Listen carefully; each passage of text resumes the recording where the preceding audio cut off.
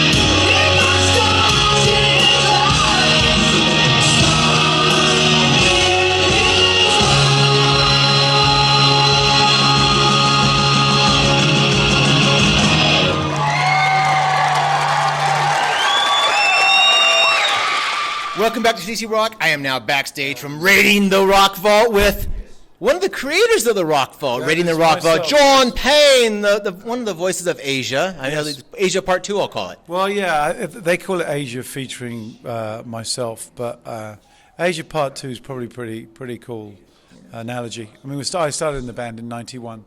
And you were actually longer in the band than John Wetton, in a sense, weren't you, for a period of time? A long time, and it's still running, but at the moment we've got the occasional gig on a day off, but mostly I'm here at the LVH with this show that I stupidly put together. Well, I must say, when I saw this whole thing about Raiding the Rock Vault, and I said to myself, you know, what kind of music can they pull out of this vault? What can they bring out that's going to make me just kind of go, this kicks ass? And the set list is amazing. I mean, you pulled songs from eras from the 60s, the 70s, the 80s. You brought Joe Lynn Turner out, who's a great Rainbow, Deep Purple guy. How did you pick these songs? I mean, what was the criteria? Well, the thing is when I was going to get this ultimate band together to do covers on a big scale, on a big stage, with lights and lasers, and I realized there's several people still doing that. The Voices of Classic Rock were doing that. You know, Camp Freddy are doing that in LA, and I wanted a twist. About 5 years ago, I did a thing called War of the Worlds with Jeff Wayne, and I played Phil Lynnett's part, and it kind of inspired me to think this needs a different edge. And one day I came up with the idea of being the chronological story of rock and roll, and I got the plan together for this, and we went round to a few people, and I took it to a friend of mine I'd been working with, David Kirschenbaum, and he ended up as my co-writer on this. And I think we ended up now at script 38, so believe it or not, there's 38 scripts to get to here, with the actors, the dancers, the choice of the songs, the chronological journey starting in the future, and the world has been destroyed, and all these spheres that we leave and vaults we leave underground. This was one of them, and it's found in the future, and They basically start this hard drive going, and that creates a series of events. And you see, from 1948, the influence of socio-political things, politics, and how they affected and changed America and changed a lot of the world. So it was, it's a pretty cool journey. And every year I'd look, okay, we'll stop in 73 and find out what was not necessarily the biggest selling classic rock song, but what really meant a lot to me and a lot to people and what changed a few things. So we've got this incredible set list, starting from, 1963 when we start playing with The Who, and ending in the 90s, the 80s, ending before the 90s with Van Halen and Jump. Mm-hmm. Well, you look at the idea about this history, this building, this place. This is the place that Elvis owned. This place. Elvis did. How many shows did he play sold out in a row? It's around 850 shows. That's nuts. I know, and it's so cool. Myself and the band have got Elvis's dressing room, which is split in half, and I got half of Elvis's bar in my room. Where we're standing now, this was Elvis's green room, and there's so much history in this hotel. This isn't one of your normal strip hotels. There's a lot of deep history, and it is a wonderful hotel, and the staff are very passionate. A lot of staff have been here 30 years at this hotel, and it's a great stage. It's 60-foot wide proscenium stage. We've got wings on the side. One side of the stage is a parallel chronological story, which is the story of radio. And it starts as AM radio in the 60s, going to FM radio with KLOS, and then going to our version of MTV in the 80s. So you get that story, you get on the stage right, you get another story of four characters growing older, Vietnam War, drugs, unwanted pregnancies, the guy growing up going to New York, his daughter ends up as a VJ, and that's a parallel story to all these songs. And we actually couple that with 50 foot of high definition screens showing visuals from 4 or 5 famous photographers of the famous Zeppelin, the famous Hendrix pictures, video footage, and all that mixed with lasers. We brought in another $2 million worth of lights into the LVH, which was already busy. It's created this nightmare, this show.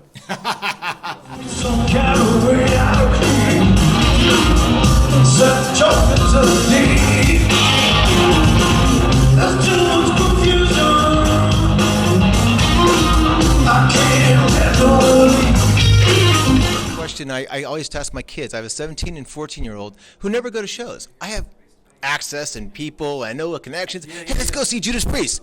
I don't know, Dad. I might be able to watch YouTube tonight on Judas Priest. I'm like, what? Is this? I mean, this is the big question. Is Vegas going to be the future of rock and roll? Well, I mean, look at Def Leppard and Motley Crue. There's bands coming into here, and actually, if you think about it, age-wise, some of these guys are 30, 40 years older, and they are the age group of the Johnny Mathises and the Barbra Streisands and all those people that were here doing Vegas. So it's kind of their turn. The other thing that's happened is that record sales are so diluted and so pirated and so undervalued by general public. People don't think of it as much. The one thing that can't be taken away is live music. And that's another reason I wanted to write this show, is that we were creating something live that, okay, we will put it onto record at some stage and record it, but the importance of playing live and that actual physical act cannot be replaced. It can be filmed. It's never the same. True. It's never the same as being there.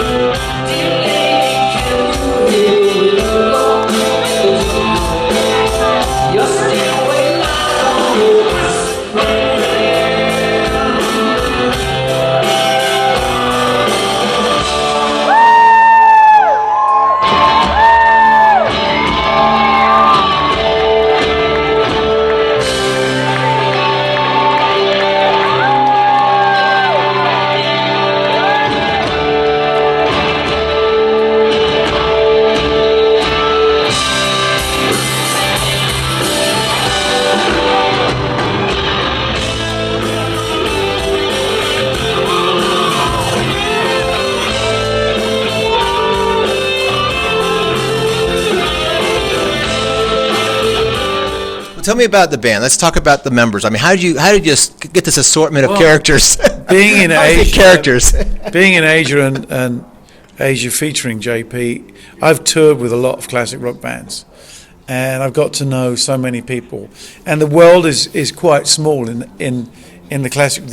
Your Kansases, your Chicagos, Yes, Asia, ELP, and if you look at any of these family trees, they're all bloody related. Mm-hmm. So I thought, I want a good life. I want an easy life. I want to pick up guys in this band who have been in great bands but don't have any huge ego problems. They're not bored by it. They're still excited by it, and they've still got it. And so it was quite easy for me to just go, right, who's the guy that I want for? And I wanted to get two guitarists. I wanted to get your stoic classic rock guy, as in Howard, with experience in Heart, and then you're more of a rebel rock guy with Tracy. And then, I'd known Robin McCauley for a while. He'd worked with Chris Slade, one of the Asia drummers, and that was kind of family. We got Robin in. He's a lot of trouble though, but it must be the Irish in him. And drinking too much whiskey. Yeah. And then Paul Shortino, and then our wild card is not known to many people, Andrew Freeman. Yeah. He's just an amazing vocalist. And having all these great singers, I've been to see so many Vegas shows, and they're running so much track and backing vocals. We didn't want to run any of that. We wanted just to play, no special effects or cheats going on. So it was really good. And then to get Jay Shellen, who I've worked with a long time, he's been in Conspiracy with Chris Squire, Badfinger, Hurricane, and then I worked with him in Asia. Then Michael T. Ross was recommended to me, and it just seems to meld together. We're all living here in Vegas. We all get on really well. We all take this very, very seriously. It's 2 hours every night. That's a long set. 5 or 6 days a week, and I do more if we could. And you're living in Vegas. That's the big thing. I mean, you're living in Vegas for a year. Yeah. How has that affected your lifestyle? Oh, I mean, it's turned the whole frigging thing topsy-turvy. I mean, for guys that have got families and kids, and a lot of these guys come from LA, it's very difficult.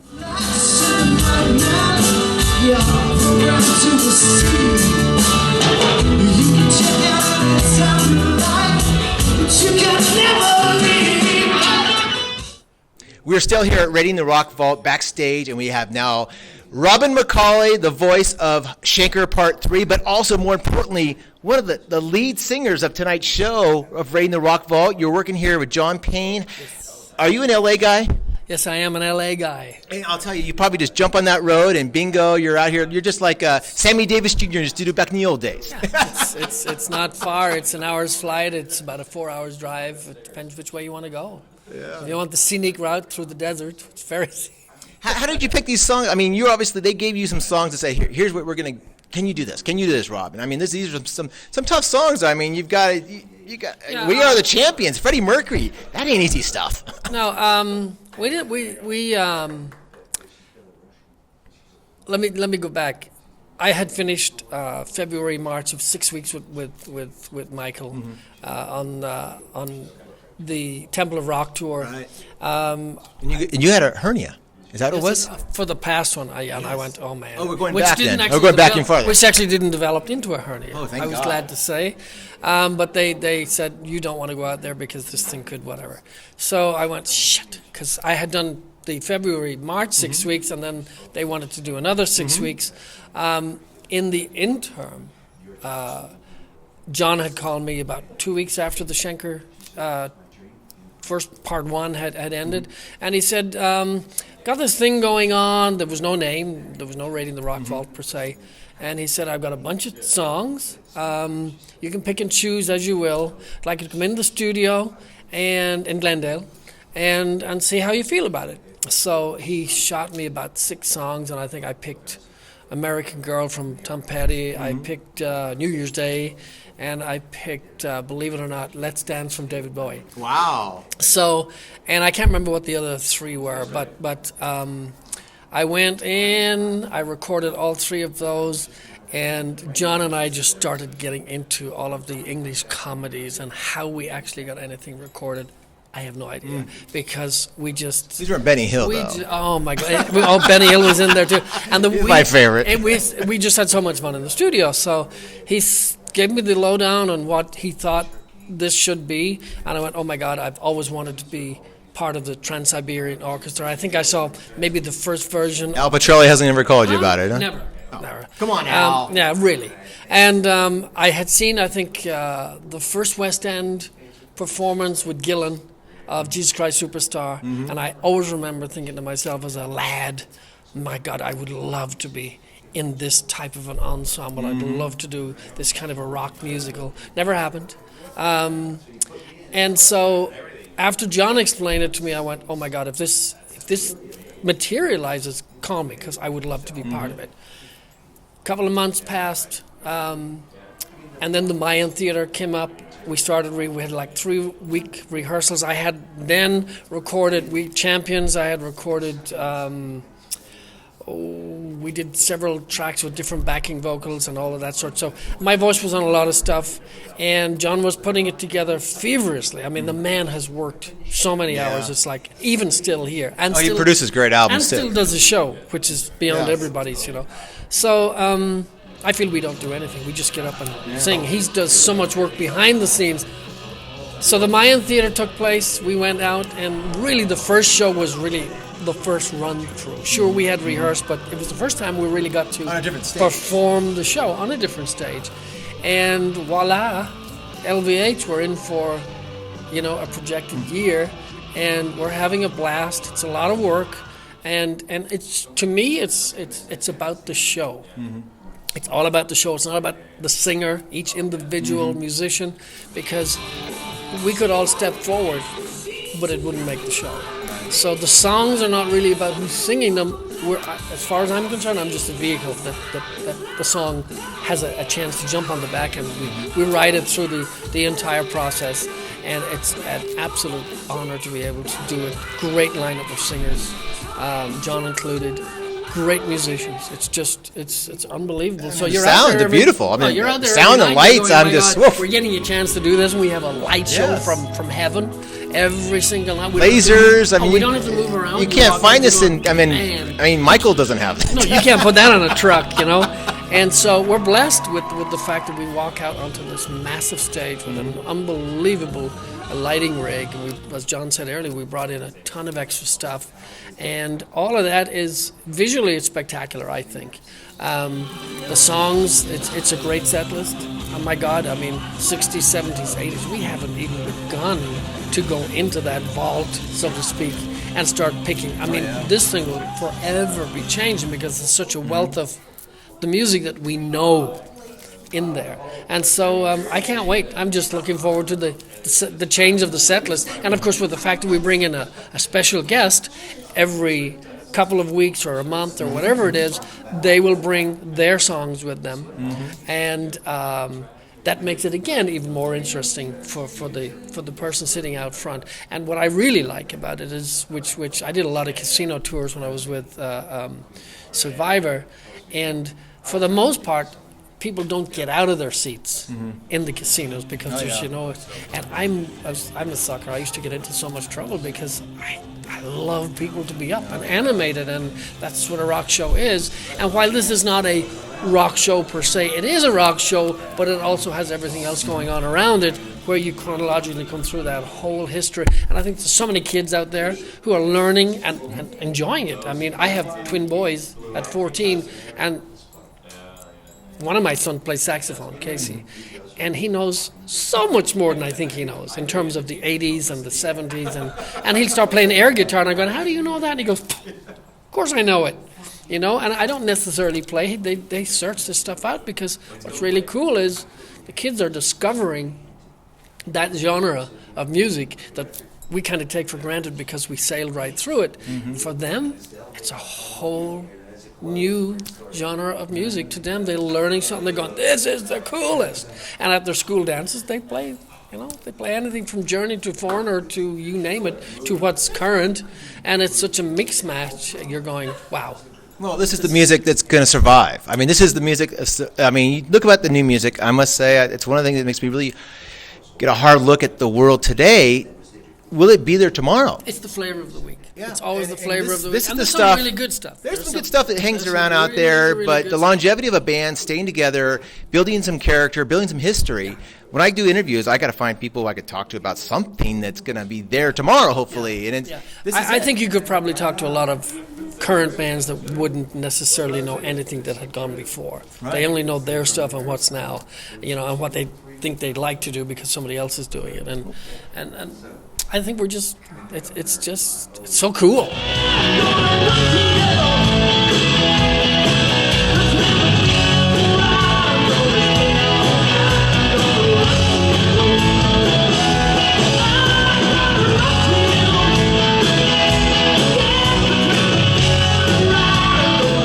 Speaking of what happened before, I mean, you obviously, I wanted to interview with Schenker back at the Avalon about a year and a half ago, I think it was. You didn't do the second part of it because of your illness, but obviously Michael's a brilliant talent. He's an amazing guy. How is it working with Michael? I mean, I know it's like kind of like the Richie Blackmore syndrome. I don't know what you want to call it, but what is it like with Michael? What do you think? What is your interaction? I don't want to kill anything. I had a long relationship with Michael, a good songwriting relationship. We wrote albums that he had never really gone down that road before. We had some chart success with it that he had never had before. While he has great albums from the early MSG with some amazing singers with Gary and Graham, but not really a charting band.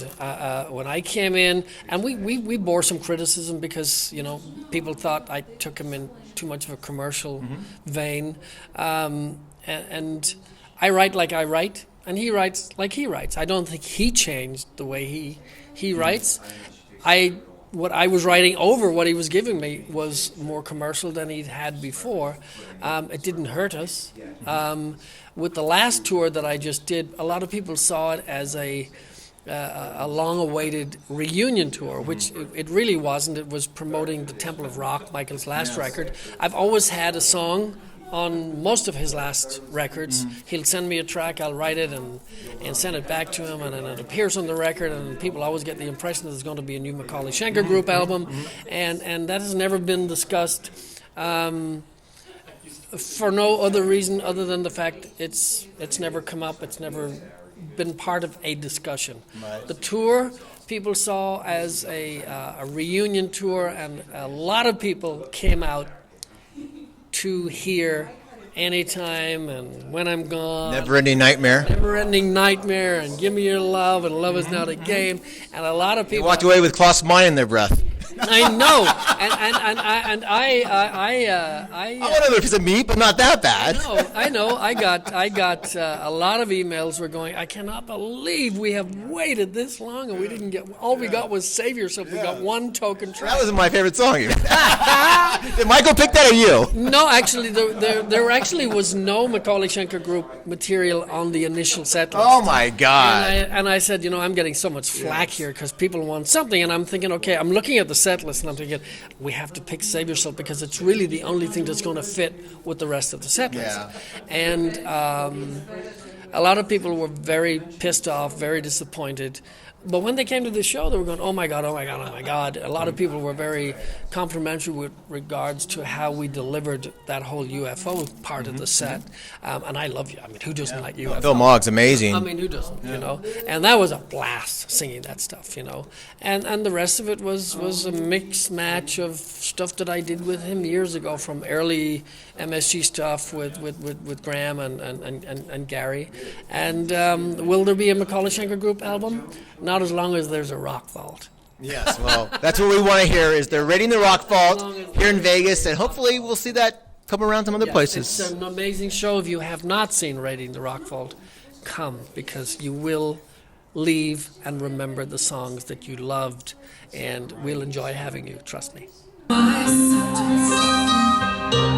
Committed no crime, and their mistakes.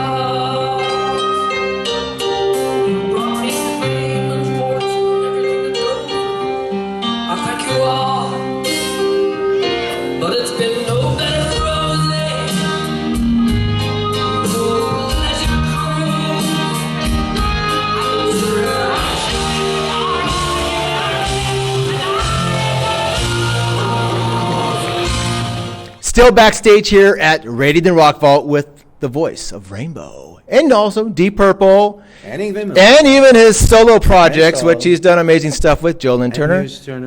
And a whole bunch of other, lots of work. Other stuff out there, of course. But I mean, let's face it, your days with Rainbow, these are immeasurable. I mean, let's face it, you had the 80s wrapped up from a band that was basically not that poppy. You turned them into, not a pop band, but a band that was main play, radio, The Bone, well, I say The Bone, but KRQR, the rocker, loved it. Tell me about those days in Rainbow before we get in the Rock Vault. Well, just really quickly, Richie wanted to be commercially successful, and he wasn't getting there with Ronnie. I mean, Ronnie Lost his soul. I love him. But, I mean, it wasn't commercially successful. So our mission was to write commercial songs, but still keep, as you were saying, the grit and the attitude and some metal in it. You know, it's not really metal, but it's hard rock. Yeah. And that's what we did. I think we really accomplished our mission. Yeah, it was amazing. And then, I mean, how was it? I mean, I was talking to Robin McCauley about working with Schenker. You worked with a pretty amazing guy, too. I mean, amazing virtuoso. How was the relationship? That's the question. I mean, well, look. There's not going to be a reunion, is there? These guitar players, they get difficult. So you have to have kind of a whip in a chair, you know, like a lion tamer, and go in and be psychologically tuned. So for me, it was just more of looking for perfection, as Blackmore or even Yngwie wanted. Yeah. And really, Odyssey. That's really what it is. I mean, we were battling back and forth, and as Richie once told me, out of the fire comes steel. Mm-hmm. And that's how you do it. You do it through tension and just a lot of stress and strain and hard work to get some great stuff that will last the test of time. So Well, that's how you do it. That's what tonight's all about, basically. You think about the test of time. The music that's been created for this show. They brought you out here for Stone Cold and for Smoke on the Water. Two numbers. You're the guest guy. You're the special guy. You're the special guy coming all the way from New Jersey town. You got a no problem with that, man. No problem. That show. I hate that show, but No, that show is in New Jersey. Those people aren't even where are they from? They're not even from New Jersey. From planet Pluto, but anyhow. No, you can ask any of the guys from Jersey. They're not even Snooky from Wookie, yeah. Snooky is not from Jersey. Okay, Where the hell is she from? You tell me, Mars. She's out of it. No, honestly, most of those guys, Situation, they're not from Jersey. Mm-hmm. Well, what is Jersey about? I mean, obviously Jersey's Bon Jovi. Jersey's an attitude. I think there's a really cool show coming up with Raven and Anvil and all these guys are playing in Jersey for I can't believe I could forget Sandy's her name. I was gonna say Sally, but God, I'm in Vegas, had a couple beers. Hurricane Sandy, there's a huge benefits there with everybody, and Jersey's an attitude. It's I don't know. Can I say this on here? Can I say it's a no shit state? No shit. No shit. We're off that. No, we don't take any shit, and we just usually try not to give any shit. But if you start with us, we'll give you a lot of shit. So it's a no. Really, it is. Mm-hmm. I've never known another place like this in my life because I've lived in L.A. I travel all over the world, but New Jersey. I gotta say, love you guys because if they love you, they'll tell you, and if they hate you, they'll tell you. Yeah. And some tell the sports stars, right? It's Giants. It's not easy playing football in Jersey. Giants, that's my team. Anyway, but seriously, it's where I cut my teeth. And I can remember Bon Jovi asking me, who's my singing teacher, and what do I do about publishing? And, we all stuck together, kind of. That's the kind of feeling it was. So what is it like being on the stage? I mean, you're obviously the special guest here on this very amazing show that John Payne put together with some friends. What is it like coming out here? I mean, it's kind of you get to play Stone Cold, which is great because I was like going, God, please play something Joe Lynn would really just sink his teeth in that he did. Well, yeah, Stone Cold. Street of Dreams have been great too. Yeah, it would have been great, and about 20 others. Yeah. But I'm only allowed 2 songs at this point, and I think they're a little bit backwards, but we're trying to fix that. And I think that we're learning as we go. And I think this is an amazing project, and that it's got big legs, in that people are starting to catch on to it. And I thought that in LA when we were doing the prototype, and I saw the vision that what they're trying to do here. It's taken a lot of hard work, money, and struggle, but finally it's coming around, and people are getting it. They're understanding that this is classic rock show. This is not Rock of Ages. As I once Don't even quoted, say that. as I once quoted, this is the real deal. This is it. Okay. Live sound. It really is, and all the guys have paid their dues, and every one of them is a seasoned veteran. So I mean, where else are you going to go to find this?